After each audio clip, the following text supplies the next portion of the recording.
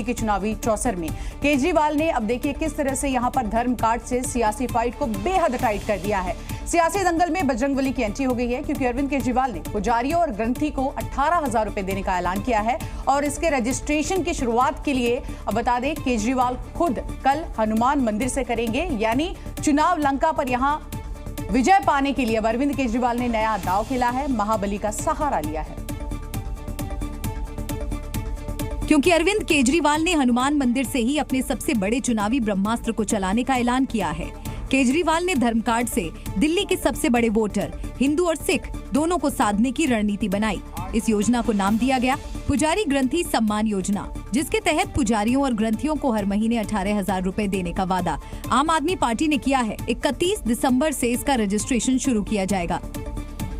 इस योजना के तहत मंदिरों में भगवान की पूजा करने वाले लोगों को पूजा करवाने वाले पुजारियों को और गुरुद्वारे में ग्रंथियों को इस योजना के जरिए हम इसे मैं वेतन या तनख्वाह नहीं कहूँगा, एक तरह से इनका सम्मान करने के लिए इसकी घोषणा कर रहे हैं कि लगभग 18,000 रुपये महीना इनको सम्मान राशि दी जाएगी।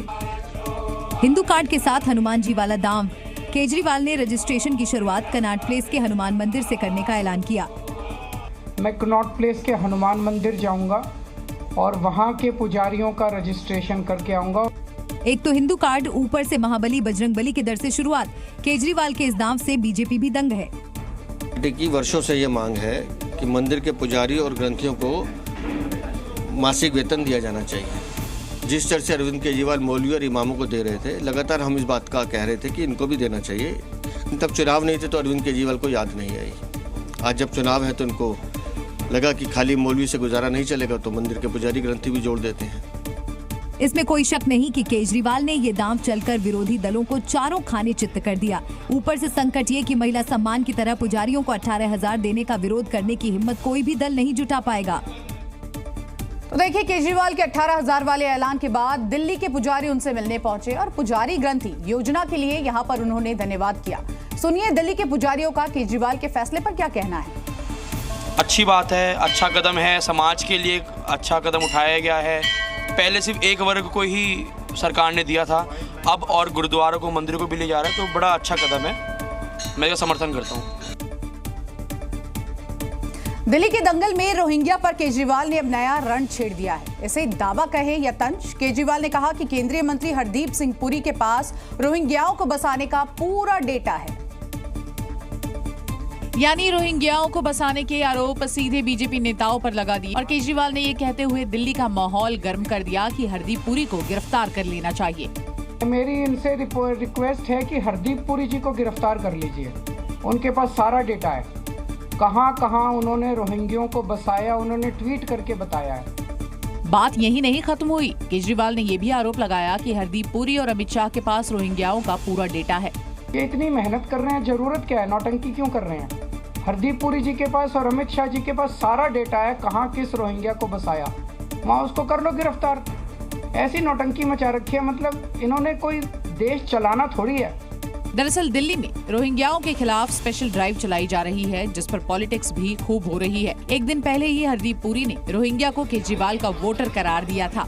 आपको लगता है किसी कंडीशन में वो लोग भारतीय जनता पार्टी के लिए वोट करेंगे? सवाल ही नहीं है। ये सब इन्होंने किया है और ये इलीगल इन्फिल्ट्रेटर्स जो होते हैं उनको ये सेटल करा के उनकी वोटें बनवाई है। कुल मिलाकर रोहिंग्या के मुद्दे पर दिल्ली में दिलचस्प लड़ाई छिड़ी है। दोनों दल एक दूसरे के वोट बैंक पर पकड़ बनाने में जुटे हैं और देखना होगा रोहिंग्या पर मचे दंगल का दी एंड कहां पर होता है। प्रयागराज में लगने वाले महाकुंभ के लिए लोगों को दिए जा रहे निमंत्रण पर यहां पर न्योते पर सियासत शुरू हो गई। समाजवादी पार्टी के अध्यक्ष अखिलेश यादव ने योगी सरकार के इस निमंत्रण पर अब सवाल खड़े कर दिए हैं, जिस पर संतों ने आपत्ति जताई और उन्हें खूब खरी खोटी सुनाई। प्रयागराज में 83 साल के संत अर्जुन दास इस मुद्दे पर जी न्यूज के साथ बातचीत के दौरान भावुक हो गए। अर्जुन दास निमंत्रण पत्र पर सवाल उठाने पर अखिलेश यादव पर भड़क गए और उन्होंने अखिलेश के डीएनए की जांच कराने की मांग कर डाली। जब आपके कहीं मुख्यमंत्री हैं तो उनका कर्तव्य बनता है अपने से बड़े को बोलना कि राष्ट्रपति जी को दिया, उनको दिया, सब मंत्रियों को दिया कि आप आइए। भाई इनका DNA टेस्ट करा लो, पता लग जाएगा आपको। भाई DNA की यूँ जरूरत है कि हर चीज में विरोध। दरअसल योगी सरकार के मंत्री, राष्ट्रपति और प्रधानमंत्री समेत कई गणमान्य लोगों से मिलकर उन्हें महाकुंभ में शामिल होने के लिए निमंत्रण दे रहे हैं। इसी को लेकर समाजवादी पार्टी के अध्यक्ष अखिलेश यादव ने सीएम योगी पर निशाना साधा था। उन्होंने कहा था कि महाकुंभ के लिए निमंत्रण नहीं दिए जाते, कुंभ में लोग खुद आते हैं। हमने अपने धर्म में यही सीखा है, जिस पर संतों ने नाराजगी जताई। और इस वक्त की एक बड़ी खबर आपको बता दें, अखिलेश यादव के बयान पर साक्षी महाराज ने यहां पर पलटवार कर दिया है। उन्नाव से सांसद साक्षी महाराज ने पलटवार करते हुए अब ये कह दिया है कि पहले अपना घर खुदवा ले अखिलेश यादव। तो देखिए, अखिलेश को केवल सीएम आवास दिख रहा है और इस पूरे मुद्दे पर जमकर सियासत हो रही है। इन सब के बीच उन्नाव से MP है साक्षी महाराज, उन्होंने बड़ा बयान दिया है। अखिलेश यादव को केवल मुख्यमंत्री आवास ही दिखा रहा है। इटावा में उनका भी तो आवास है, पहले वहाँ खुदवा के दिखवा लिया। आवास खुदेगा, सफाई में खुदाई होगी। ये पहल उन्होंने की है तो उसका उत्तर उन्हीं को देना चाहिए। प्रयागराज में महाकुंभ से पहले सियासी डुबकी लगनी शुरू हो चुकी है। अखिलेश यादव ने एक बार फिर व्यवस्थाओं पर सवाल खड़े किए, जिस पर योगी सरकार के मंत्री ने तीखा पलटवार किया। क्योंकि महाकुंभ की तैयारियों पर खुद सीएम योगी की नजर है। काम पूरा करने के लिए अधिकारियों को डेडलाइन दिया जा चुका है और खुद सीएम योगी 2 जनवरी को एक बार फिर कुंभ की तैयारियों का जायजा लेने पहुंच रहे हैं। लेकिन उससे पहले अखिलेश यादव ने एक बार फिर महाकुंभ के इंतजाम पर सवाल खड़े कर दिए। अखिलेश यादव ने तस्वीर पोस्ट करते हुए लिखा, लगता है प्रयागराज में घटित हुई हाई टेंशन लाइन के टॉवर गिरने की उस दुर्घटना से बीजेपी सरकार ने सबक नहीं लिया, जिसमें कई मजदूर गंभीर रूप से घायल हुए हैं। अखिलेश यादव के इसी सोशल मीडिया पोस्ट पर यूपी सरकार के मंत्री AK शर्मा ने तीखा पलटवार किया और बिना नाम लिए अखिलेश यादव को गुल्लू उल्लू तक बता दिया। तीर्थ क्षेत्र में लाइट जगमगा रही है। हाँ, ये है कि कुछ लोगों को प्रकाश अच्छा नहीं लगता। उल्लू को अंधेरे से ही प्रेम होता है, तो उन लोगों को, विपक्ष को अंधेरा ही दिखाई दे रहा है। यहाँ तक कि बीजेपी अखिलेश यादव को 2013 में हुए हादसे की भी याद दिला रही है और एक आरोप पर तगड़ा पलटवार कर रही है। यूपी का संभल इन दिनों सियासत के केंद्र में है। योगी सरकार पत्थरबाजों के खिलाफ चुन चुनकर कार्रवाई कर रही है, तो अब अखिलेश यादव खास वर्ग को साधने के लिए मुआवजे वाला दांव खेल चुके हैं।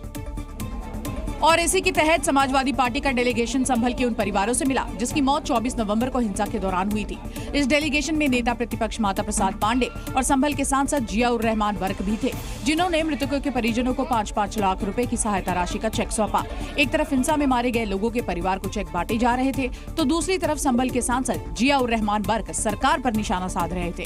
उन्होंने तो यहाँ तक कह दिया कि हिंसा में लोग मरे नहीं बल्कि उनकी हत्या की गई। अफसोस इस बात का है कि हमारी लोगों की हत्या हुई और हमारे लोग ही के खिलाफ मुकदमा दर्ज किया गया। ये कैसा इंसाफ है? लेकिन हम संविधान पर यकीन करते हैं और इस संविधान को मानते हैं और हमारा न्यायालय पर पूरा भरोसा कायम है।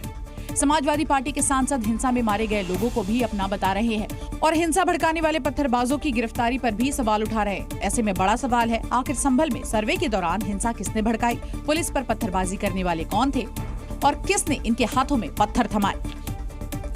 संभल में सत्यव्रत पुलिस चौकी का निर्माण कार्य तेजी से चल रहा है, लेकिन खुद को मुस्लिमों का रहनुमा बताने वाले कुछ नेताओं को पुलिस चौकी से परेशानी होने लगी है। आगे जो कुछ भी हुआ उसे आप तस्वीरों में देख सकते हैं।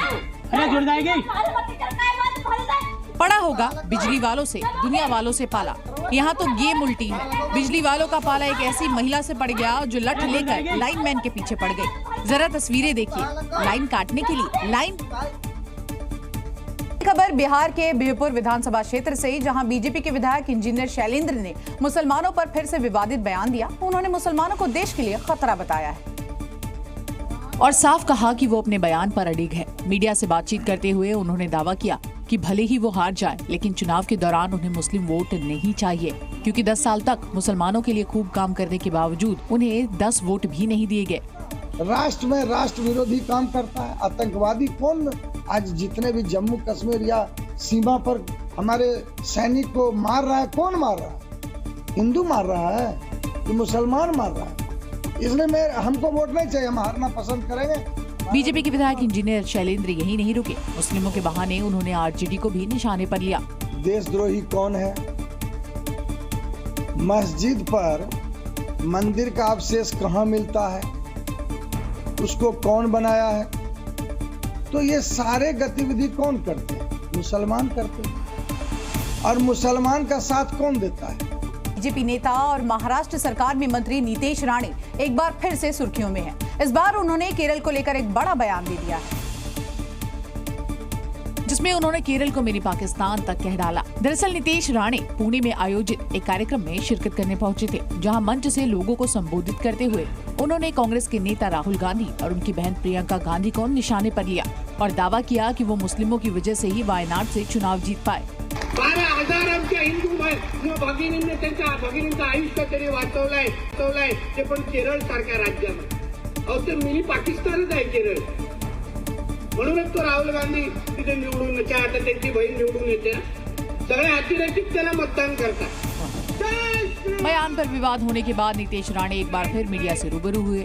इस दौरान उन्होंने राहुल और प्रियंका पर फिर हमला बोला और आरोप लगाया कि वायनाड में उपचुनाव के दौरान प्रियंका गांधी की रैली में देश विरोधी झंडे लहराए गए।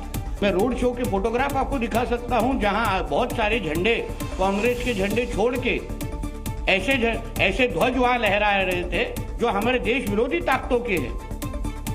तो मुझसे पहले कांग्रेस ने जवाब दे देना चाहिए कि सही है या गलत है।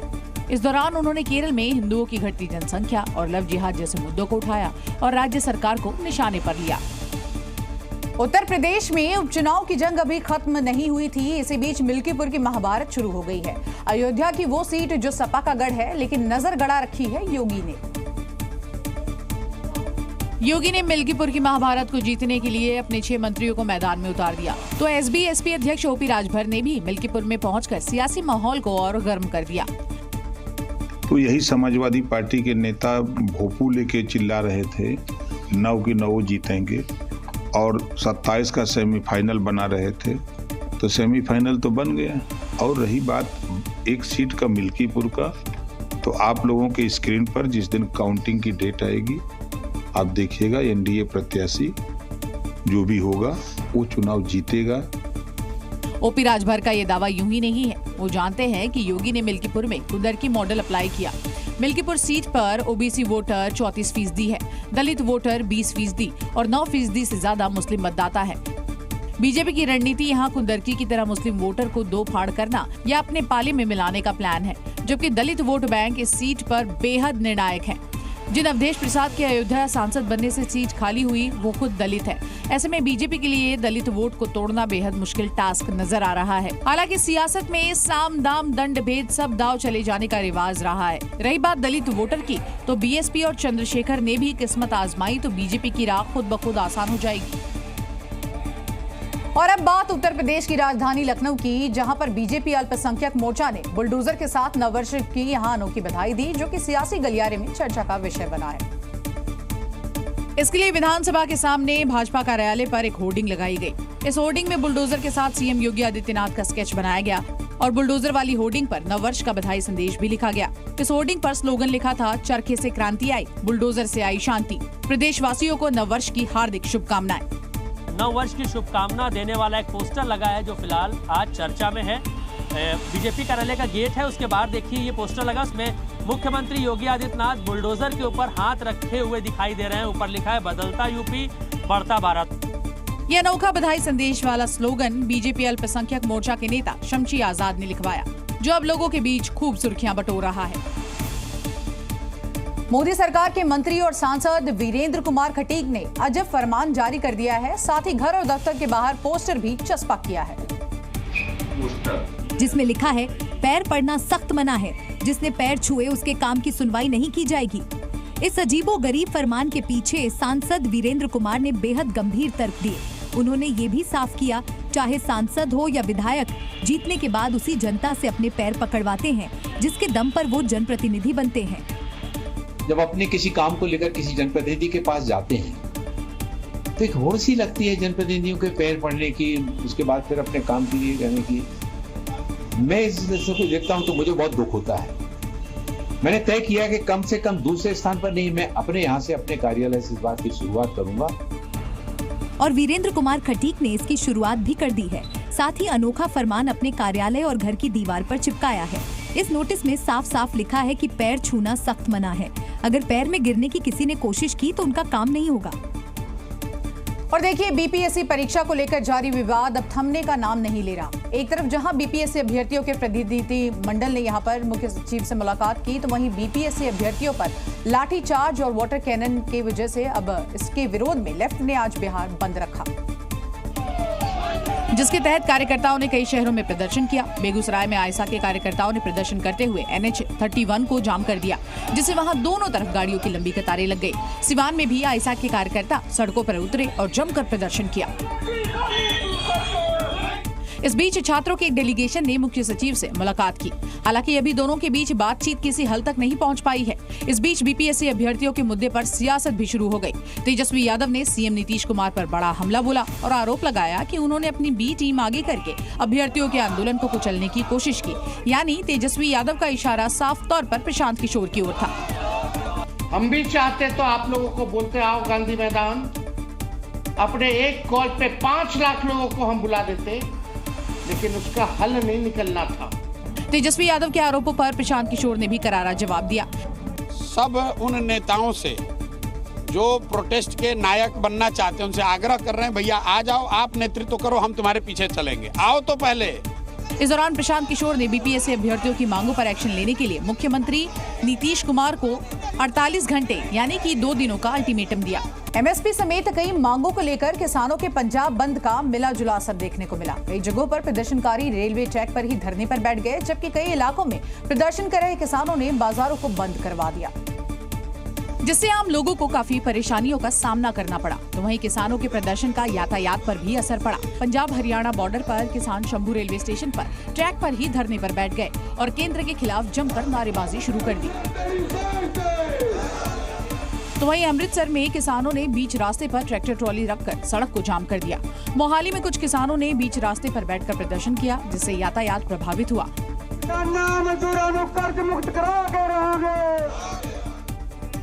किसानों के बंद के दौरान कई अनोखी तस्वीरें भी सामने आई। जालंधर में शादी के लिए जा रहे दूल्हे ने किसानों की मांगों का समर्थन किया। इस दौरान दूल्हे ने अपने हाथों में किसानों का झंडा लिया और उनके समर्थन में जमकर नारेबाजी भी की। किसानों के बंद की वजह से कुछ लोग बीच रास्ते में ही फंस गए। सूरत से एक परिवार ट्रेन के जरिए धर्मशाला के लिए निकला, लेकिन बंद की वजह से वो फिरोजपुर में ही फंस गए। जी, मेरे हस्बैंड को कैंसर है और वहाँ से हम 1 साल से दवाई कर रहे हैं, लेकिन अभी उनको प्रॉब्लम बढ़ी है, तो हमने इमरजेंसी जाना तय किया था, तो उसमें ये बीच में प्रॉब्लम आ गई है। जानकारी के मुताबिक किसानों की बंद की वजह से कई ट्रेनों को रद्द कर दिया गया, जिससे सफर करने वाले लोगों को भारी परेशानी हुई। कानपुर में एक बीजेपी कार्यकर्ता की दबंगों ने पिटाई कर दी। फरियाद लेकर वो थाने पहुंचा, लेकिन उसकी बात नहीं सुनी गई। फिर खुद राज्य मंत्री ने थानेदार को 6 बार फोन किया, लेकिन 12 थाने के दरोगा जी ने मंत्री महोदया का फोन ही नहीं उठाया। अब अगर अपनी ही पार्टी के शासन में प्रशासन ना सुने तो घनघोर बेइज्जती है। इसलिए लाओ लश्कर के साथ मंत्री जी खुद थाने पहुंच गए। फोन कर रहे हैं, सीपी साहब को फोन किया, उन्होंने भी नहीं उठाया, तो फिर उनको बोल गए हम थाने जा रहे हैं, बता देना। मंत्री जी भी जा रहे हैं, फिर हम लोग वहीं बैठेंगे, रात भर बैठे रहेंगे। कभी नहीं आते, जब आ गए तो फिर तो कार्रवाई हो जाए तभी जाएंगे ना। कार्यकर्ता मर जाए, रो रहा है, हमारे लिए रात दिन चुनाव फिर करता है। हमारी सरकार है, हमारे आम आदमी बात नहीं सभी की। दरअसल जमीनी विवाद में बीजेपी कार्यकर्ता को दबंगों ने पीट दिया था। पुलिस ने कार्रवाई नहीं की तो राज्य मंत्री प्रतिभा शुक्ला ने बरा थाना प्रभारी को 6 बार फोन किया, लेकिन जब थानेदार ने फोन नहीं उठाया तो वो खुद थाने पहुंच गए। सूचना पाकर एडीसीपी साउथ भी थाने पहुंचे और गिरफ्तारी का भरोसा दिया। साथ ही थानेदार की लापरवाही की जांच की बात कहकर मंत्री जी को शांत कराया। महासमुंद में छत्तीसगढ़ राज्य वक्फ बोर्ड के अध्यक्ष सलीम राज के स्वागत को लेकर मुस्लिम समुदाय के 2 गुटों में विवाद हो गया। ये विवाद इतना बढ़ गया कि उनके बीच मारपीट शुरू हो गई। लोगों ने लाठियां निकाल ली और एक दूसरे पर टूट पड़े। सामने आए वीडियो में कुछ लोग ताबड़तोड़ हमला करते दिखाई दिए। वहां मौजूद कुछ लोग बीच बचाव की कोशिश कर रहे थे, जबकि मारपीट पर उतारू लोग जमकर लात घूंसे बरसा रहे थे। बताया गया कि राज्य वक्फ बोर्ड के अध्यक्ष सलीम राज वहां शासकीय योजनाओं के प्रचार प्रसार और समाज की नीतियों की जानकारी देने आए थे। तभी उनके स्वागत को लेकर मुस्लिम समुदाय के 2 गुट आपस में भिड़ गए। दावा किया गया कि कुछ लोगों ने लोहे के रॉड से भी हमला किया।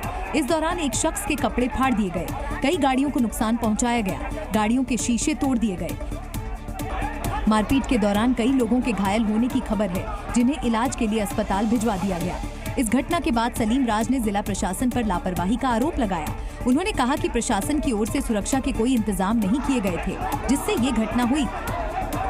महाकुंभ में इच्छाधारी आतंक का खतरा मंडरा रहा है। खुफिया इनपुट है कि सन्यासी भेष में आतंकी महाकुंभ में घुस सकते हैं। यानी सनातनियों के सबसे बड़े समागम पर घुसपैठ की प्लानिंग कर रहे आतंक के आका अब खुफिया एजेंसियों के रडार पर आ गए हैं। जी न्यूज को मिली एक्सक्लूसिव जानकारी के मुताबिक महाकुंभ में खलल डालने के लिए सनातन विरोधियों ने प्लान अघोरी बनाया है। यानी सन्यासी की वेशभूषा में महाकुंभ में घुसपैठ की साजिश रची जा रही है। खतरे को देखते हुए पुलिस ने चेकिंग नाके बढ़ा दिए हुए हैं। इनपुट्स है कि संत के वेश में भी अपराधी तत्व आ सकते हैं, इसलिए गहनता से चेकिंग की जाए। हालांकि किसी भी खतरे के लिए योगी फोर्स फुल प्रूफ तैयारी के साथ महाकुंभ में उतर चुकी है। योगी के मंत्रियों ने भी दावा किया कि खलल डालने वाले योगी फोर्स से बच नहीं पाएंगे। हमारी जो व्यवस्था है, पुलिस की व्यवस्था, टेक्नोलॉजी आधारित हमारी जो सर्वेलेंस की व्यवस्था है, आप देख सकते हैं ड्रोन उड़ता हुआ आपको दिखाई दे रहा है। इस तरह के एक नहीं, 100 नहीं, बल्कि हजारों ड्रोन के द्वारा सुरक्षा व्यवस्था की मॉनिटरिंग, आधुनिक टेक्नोलॉजी, आर्टिफिशियल इंटेलिजेंस के द्वारा हम लोगों ने सुरक्षा की व्यवस्था किया है। दरअसल पुलिस को महाकुंभ में साधु संत के भेष में घुसपैठ का स्ट्रॉन्ग इनपुट मिला है, जिसके बाद सिक्योरिटी को और टाइट कर दिया गया। यानी हर खतरे के लिए योगी की फोर्स तैयार है। जल थल नभ सुरक्षा का पूरा प्लान तैयार है। सबसे पहले ग्राउंड सिक्योरिटी की हम बात कर लेते हैं, किस तरह की तैयारियां यहां पर की गई हैं। देखिए, आतंकियों का काल बनकर महाकुंभ में पहली बार स्नाइपर्स की तैनाती की जा रही है। इसके अलावा भारत के सबसे घातक एनर्जी कमांडोज ने यहां मोर्चा संभाल लिया है। दूसरी तरफ योगी फोर्स की एंटी टेरर स्क्वाड यानी कि एटीएस भी तैनात है और बड़े बड़े बदमाशों को मिट्टी में मिलाने वाली स्पेशल टास्क फोर्स भी यहां पर तैनात है। किसी आपात हालात के लिए यहां एनडीआरएफ की टुकड़ियां तैनात की गई है। साथ में यूपी पुलिस के घुड़सवार यहां जवान भी तैनात किए गए हैं। पूरी तैयारी हो चुकी है। और अब हम बात करते हैं पानी पर पहरे की। अगर कोई पानी में खतरा दिखे तो इसके लिए अंडर वाटर ड्रोन तैनात किए गए हैं। प्रोफेशनल गोताखोरों की यहां पर टीम तैनात की गई है। सबसे बड़ी बात यह कि इंडियन आर्मी के उन तैराकों की तैनाती की गई है जो घंटों पानी में रह सकते हैं। साथ में सैकड़ों की संख्या में यहाँ स्पेशल बोट वाली टीमें भी तैनात है। अब जरा बात कर लेते हैं कि आसमानी सुरक्षा चक्र कैसे तैयार किया गया है, जिसकी पहली लेयर आसमान में उड़ते हजारों ड्रोन्स होंगे और दूसरी लेयर में कैमरे से लैस पूरा दिन यहां उड़ सकने वाले टेथर्ड ड्रोन यहां पर लाए गए हैं। चौथी और सबसे अहम लेयर यानी कि एआई बेस्ड ड्रोन की है, जबकि चौथी लेयर में हजारों की संख्या में सीसीटीवी कैमरे चप्पे चप्पे पर लगे हैं जो कि निगरानी करेंगे। यानी महाकुंभ में किसी भी खतरे से निपटने का योगी फोर्स का फुल प्रूफ प्लान तैयार हो चुका है। ये पहली बार है जब महाकुंभ में स्नाइपर्स की तैनाती हो रही है। स्नाइपर्स यानी वो बला जो दुश्मन को कभी नजर नहीं आती, क्योंकि नजर आने से पहले दुश्मन खल्लास हो चुका होता है।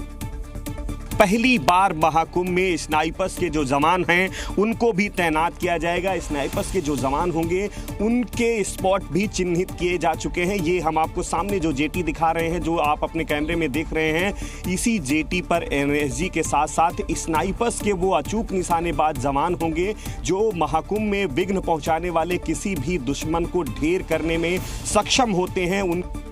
स्नाइपर्स की तैनाती के स्पॉट ऐसी जगहों पर चिन्हित किए गए हैं जहां से पूरा मेला क्षेत्र रेंज में आ सके। इसके लिए किला, संगमनोज और अरेल घाट के पास खास स्पॉट बनाए गए हैं। इन्हीं लोकेशन पर स्नाइपर्स की तैनाती की जाएगी। हमारे पास एनएसजी है, एनडीआरएफ है, एसडीआरएफ है, एटीएस है, एसटीएफ है। जितना भी मेला क्षेत्र है उसमें किसी भी असामाजिक तत्व, राष्ट्रविरोधी तत्व की ओर पर नजर रखने के लिए हमने तमाम विशिष्ट बल लगाया हुआ। और अब स्नाइपर्स की तैनाती ये बताती है योगी की देखरेख में हो रहे महाकुंभ पर अगर बुरी नजर डाली तो गोली कब, कैसे और किधर से आकर खेल खत्म कर देगी, दहशतगर्दों ने सोचा भी नहीं होगा। घुसपैठ के इनपुट के बाद महाकुंभ में नागा फोर्स ने मोर्चा संभाल लिया है। नागा फौज ने ऐलान किया है कि आतंकी या घुसपैठ की कोशिश महाकुंभ में हुई तो अंजाम दहशतगर्दों की 7 पीढ़ियां याद रखेंगी। क्योंकि एनएसजी, एसटीएफ वगैरह तो आज की बात है। सनातन और सनातनियों की रक्षा यही नागा फौज करती आई है, जिन्होंने मथुरा में मुगलों को परास्त किया, जिन्होंने काशी में बाबा विश्वनाथ के धाम को बचाया। उनके आगे आतंकियों की बिसात ही क्या। अपराधी आतंकियों के लिए वो तो गर्दन काटने के लिए भी है और तो देश पे नजर उठाएगा। हाँ, देश पे नजर उठाने वालों की गर्दन काटने के लिए और वैसे तो लक्कड़ धूना फूना में चेतन करने के लिए। एक हाथ में शास्त्र और दूसरे में शस्त्र रखने वाले नागा संतों का खुला ऐलान है कि महाकुंभ में घुसपैठ हुई या बुरी नजर डाली गई तो सबसे आगे यही नागा फौज दहशतगर्दों का खात्मा करने के लिए खड़ी मिलेगी। नागा एक फौज है सनातन धर्म की। ये आदि गुरु शंकराचार्य ने क्यों बनाई थी कि जब जब हमारे देश में कोई परेशानी आवे, हमारे सनातन धर्म में कोई परेशानी आवे तो एक हाथ में तो माला रहती है और एक दूसरे हाथ में भाला रहता है। दहशतगर्दों ने अगर ये तस्वीरें देखी तो यकीनन वो महाकुंभ में घुसपैठ की गलती नहीं करेंगे, क्योंकि एक तरफ योगी फोर्स का पहरा है जो अनुशासित है और दूसरी तरफ नागा फोर्स तो धर्मादेशित है, यानी धर्म के लिए अपने प्राण कुर्बान भी कर सकते हैं और पापियों के प्राण ले भी सकते हैं। और इस वक्त की एक बड़ी खबर आपको बता दें, सीएम योगी का प्रयागराज दौरा कल है। महाकुंभ की तैयारियों का जायजा लेंगे। सीएम योगी 4 घंटे तक प्रयागराज में ही रहेंगे। वहीं महाकुंभ क्षेत्र की निरीक्षण यहां पर करते नजर आएंगे। सुरक्षा व्यवस्था का भी जायजा लेंगे सीएम योगी। सीएम योगी ने तैयारियों को पूरा करने के लिए 31 दिसंबर की डेडलाइन तय की थी। ऐसे में कल का उनका दौरा यहां पर कई मायनों में खास। योगी सरकार की प्रयागराज महाकुंभ की महातैयारियां अन्य प्रदेशों के जरिए नजीर बन रही है। अब एमपी गवर्नमेंट भी 2028 में उज्जैन में लगने वाले सिंहस्थ के लिए महाकुंभ के योगी मॉडल से सीख ले रहा है। उज्जैन में 2028 में लगने वाले कुंभ की तैयारियों के लिए एमपी पुलिस अभी से यूपी पुलिस की सुरक्षा व्यवस्था के मॉडल की स्टडी कर रही है। इसी के तहत मध्य प्रदेश पुलिस के वरिष्ठ अधिकारियों ने प्रयागराज का दौरा किया। महाकुंभ 2025 में उत्तर प्रदेश पुलिस की सुरक्षा व्यवस्था और क्राउड कंट्रोल मैनेजमेंट समेत अन्य व्यवस्थाओं को बारीकी से समझने की कोशिश की। इसके लिए दोनों प्रदेशों के पुलिस अधिकारियों के बीच बैठक हुई। एमपी पुलिस ने महाकुंभ में एआई के इस्तेमाल, साइबर क्राइम से निपटने के मैकेनिज्म की जानकारी ली। उज्जैन के अधिकारियों ने महाकुंभ मेला क्षेत्र के स्थानों का दौरा भी किया। मध्य प्रदेश पुलिस उज्जैन सिंहस्थ कुंभ के दौरान उत्तर प्रदेश पुलिस से कोऑर्डिनेशन बनाकर काम करेगी। एमपी पुलिस के अधिकारियों ने प्रयागराज महाकुंभ में यूपी पुलिस की तैयारियों को सराहा है और इससे काफी कुछ सीखा भी है। उत्तर प्रदेश में मंदिरों की खोज जारी है और ऐसे में फर्रुखाबाद के मुस्लिम मोहल्ले में ऐतिहासिक शिवालय को कब्जा मुक्त कराया गया, जहां पर पूजा पाठ शुरू हो चुकी है। और मंदिर में शुद्धिकरण के बाद शिवलिंग पर जलाभिषेक किया गया।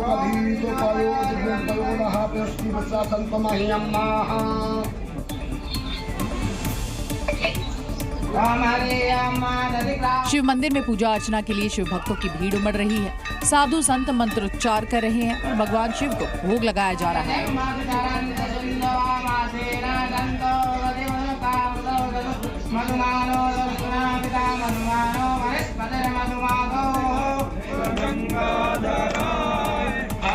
बताया गया कि मुस्लिम आबादी वाले माधोपुर में इस मंदिर पर कट्टरपंथियों का कब्जा था, जिसे भूसे से भर दिया गया था।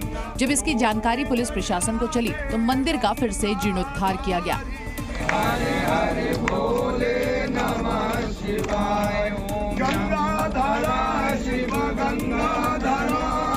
इतना ही नहीं, शिव मंदिर से शिवलिंग भी गायब थे, जिसकी फिर से स्थापना की गई और अब 24 घंटे भक्तों के लिए मंदिर को खोल दिया गया है।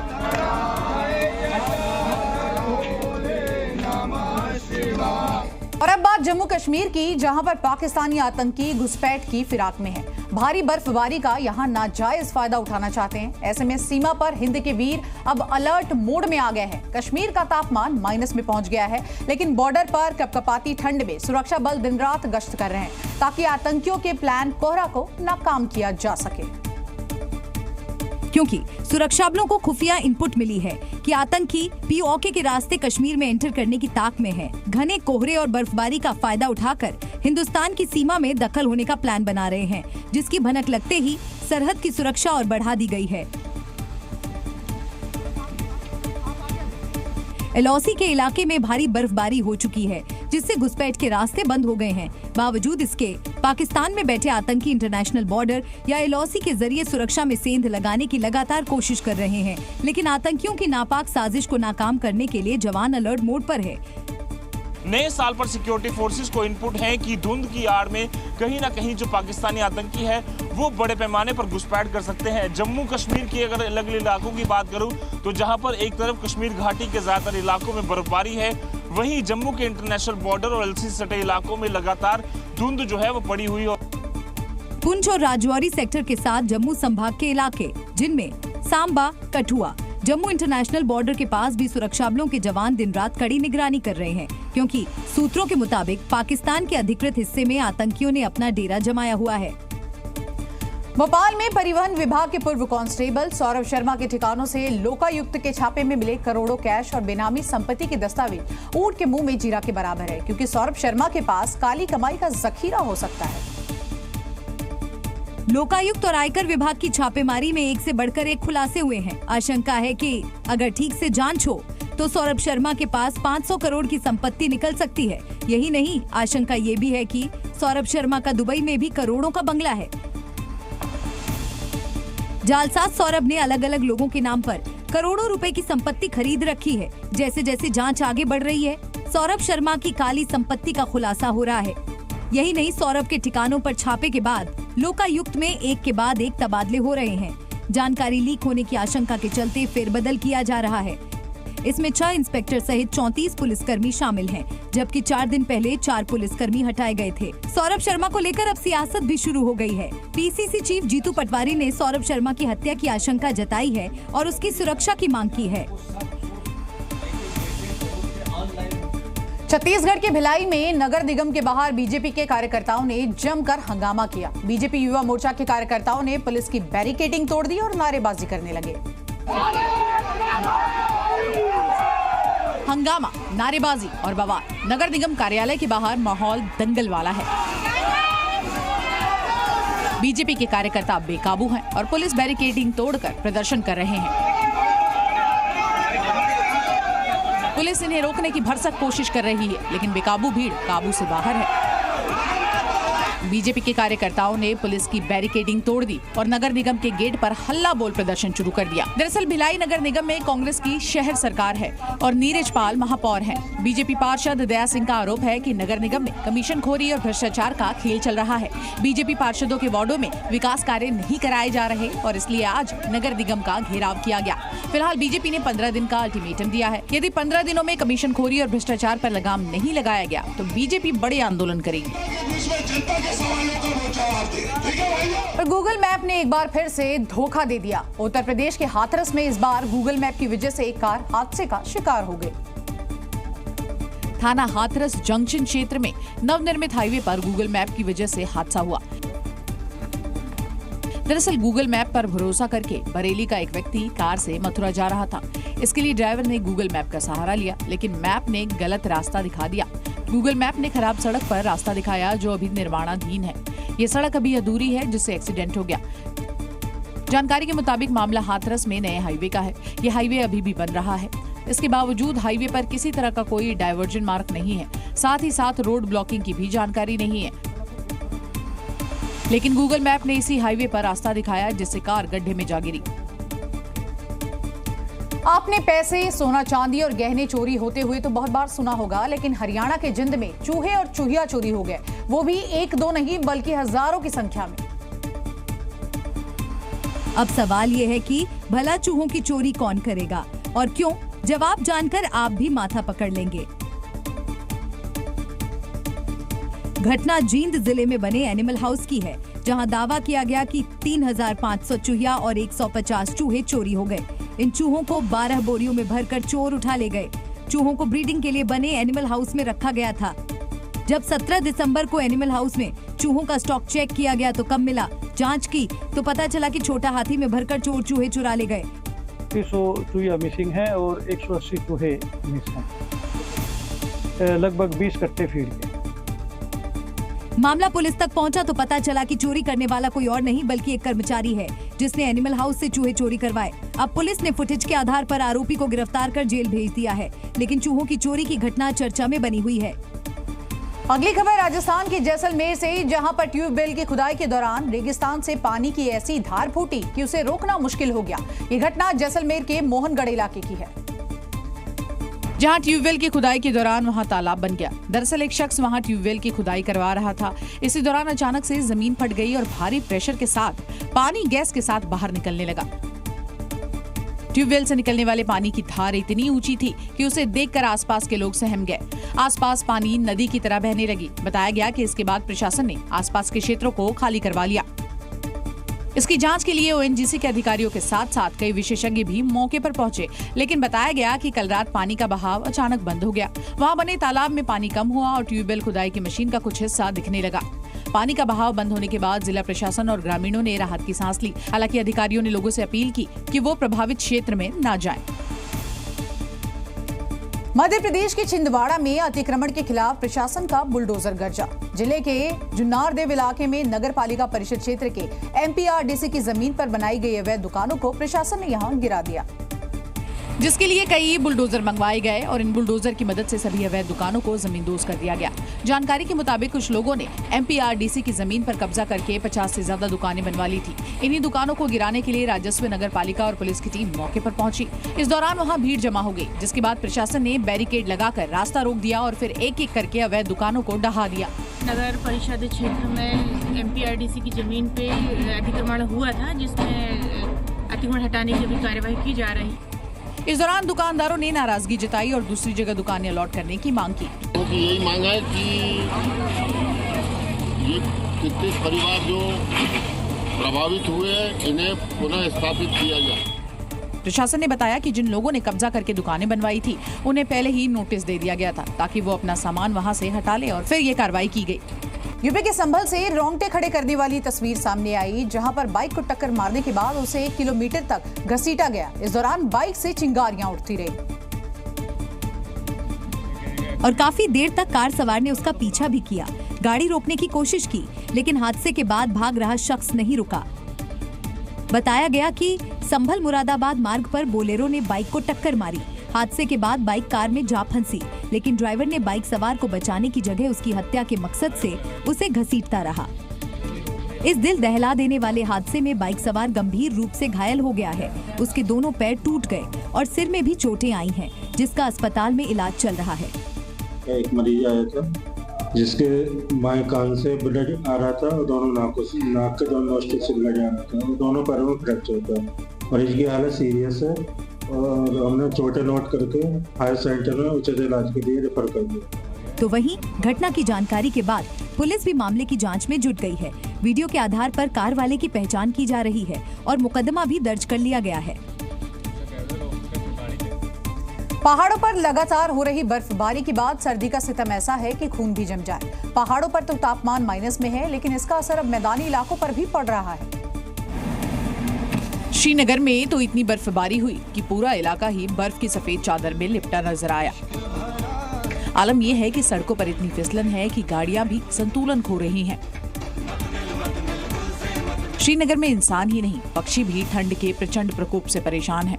मशहूर डल झील का पानी भी जम गया है। शीतलहर के कहर से पर्यटक भी अब यहाँ नहीं आ रहे। लोग घरों में दुबके हैं। भीषण ठंड से बचने के लिए लोग अलाव का सहारा ले रहे हैं, क्योंकि यहाँ का तापमान -6 तक है। घाटी में लगातार बर्फबारी हो रही है। डोडा में पहाड़ों की चोटियां बर्फ से ढकी हैं। घरों और मैदानों में भी बर्फ ही बर्फ नजर आ रही है। यहाँ का तापमान भी माइनस में है। पूरा इलाका भीषण ठंड की चपेट में है। डोडा के भलेसा में तो इतनी बर्फ गिरी कि मैदान, घर और गाड़ियां सब कुछ बर्फ में जमसा गया। इस इलाके में शीतलहर का प्रकोप है। पहाड़ों पर बर्फबारी का असर मैदानी इलाकों में भी देखने को मिल रहा है। राजधानी दिल्ली में सर्द हवाओं ने ठंड बढ़ा दी है। दिन से यहाँ सूरज भी आंख मिचौली खेल रहा है, जिससे कपकपी बढ़ गई है। दिल्ली में नए साल से पहले शीतलहर शुरू हो गई है। रामनगरी अयोध्या में भी हाड़ कपाने वाली ठंड का दौर शुरू हो गया है। बदली और कोहरे में पूरा शहर लिपटा नजर आ रहा है। उत्तर भारत के ज्यादातर शहरों का यही हाल है और इस भीषण ठंड की वजह से पहाड़ों पर बर्फबारी और सर्द हवाएं हैं। अब हम आपको पहाड़ पर नए साल का जश्न जाम दिखाते हैं। न्यू ईयर सेलिब्रेट करने के लिए लोग पहाड़ों पर जा रहे हैं, लेकिन पहाड़ों पर भीड़ बढ़ने से लंबा जाम लगा है। ये वीडियो हिमाचल प्रदेश के मनाली का है। सैलानियों के बढ़ते हुजूम के चलते सड़कों पर लंबा जाम लगा है। पहाड़ों पर हजारों गाड़ियां जाम में फंसी है। करीब 7 किलोमीटर तक ट्रैफिक जाम है। आलम यह है कि लोगों को गाड़ियों में ही दिन रात गुजारना पड़ रहा है। ये वीडियो श्रीनगर का है। यहाँ जमकर बर्फबारी हो रही है। जिसके चलते सड़कों पर लंबा ट्रैफिक जाम लगा है। लोग गाड़ियों में ही फंसे हैं। हिमाचल प्रदेश, उत्तराखंड, कश्मीर सभी पहाड़ी राज्यों में बर्फबारी के बाद हालात खराब हैं। पहाड़ों पर बर्फबारी और भीषण सर्दी के साथ ही भारी ट्रैफिक जाम ने पहाड़ों पर नए साल का जश्न मनाने आ रहे सैलानियों की मुश्किलें बढ़ा दी हैं। हिमाचल प्रदेश की जनता अभी टॉयलेट टैक्स विवाद भूली भी नहीं थी कि इन सब के बीच अब नगर निगम शिमला ने सार्वजनिक शौचालय में पुरुषों के यूरिन करने पर 5 रुपए शुल्क लगाने की यहां तैयारी कर ली है। नगर निगम की मासिक बैठक में इस पर चर्चा हुई। इस संबंध में नगर निगम आयुक्त स्थानीय लोगों के साथ 2 बार बैठक भी कर चुके हैं। नगर निगम के मुताबिक यहां पर महिलाओं की तरह ही पुरुषों को भी यूरिन जाने के बाद 5 रुपए शुल्क चुकाना होगा। दरअसल नगर निगम के तहत 130 शौचालय आते हैं। फिलहाल 30 शौचालयों पर यूजर चार्ज यहां लगाने की तैयारी की जा रही है। इससे पहले महिलाओं से 5 रुपए यूरिन शुल्क यहां लिया जाता था। इतना ही नहीं, नगर निगम दुकानदारों की सुविधा के लिए टॉयलेट कार्ड भी बनवाएगी। दिलचस्प बात यह है कि महिलाओं के लिए यहां पर आपको बता दें, यूरिन के लिए शौचालय का इस्तेमाल करना निःशुल्क है, लेकिन शौचालय में उनसे अवैध रूप से वसूली की जा रही थी। इसमें एक कॉमन सी चर्चा हुई इसमें कि आपने किस तरह से हमने करना, तो इसमें कार्ड बेस पे बना रहे। कार्ड, इस पे कार्ड बनता है। मान लो कोई वॉशरूम और उसमें जाना चाहता है तो उसको, वो तो पहले से भी था, उसमें अभी भी कर रहे हैं और वो उसी पैटर्न पे हम दोबारा से करें। क्या आपने किसी बंदरिया को घर के काम में हाथ बटाते हुए देखा है? नहीं ना? तो इस वीडियो को देखिए। यूपी के रायबरेली से एक वीडियो सामने आया है जिसमें एक बंदरिया आम इंसानों की तरह घर के सारे काम करती दिखाई दी। रायबरेली के खागीपुर संडवा गांव की रानी नाम की बंदरिया का ये वीडियो सोशल मीडिया पर तेजी से वायरल हो रहा है, जिसे देखकर हर कोई हैरान है। बताया गया कि गांव के आकाश नाम के एक शख्स ने रानी को पाला। इसके बाद दोनों में इतनी गहरी दोस्ती हो गई कि रानी घर के सारे कामों में मदद करती है। इस वीडियो में रानी बर्तन साफ करती हुई नजर आई। रानी सभी बर्तनों को इस तरह साफ कर रही थी ताकि उसका कोई भी कोना जूठा न रह जाए। बताया गया कि इंसानों की तरह घर के काम करने में माहिर रानी बर्तन धोने, सिलबट्टे पर मसाला पीसने, गोल रोटी बेलने और यहाँ तक कि खाना बनाने में भी मदद करती है। आकाश और रानी की दोस्ती के किस्से सुर्खियां बटोर रहे हैं।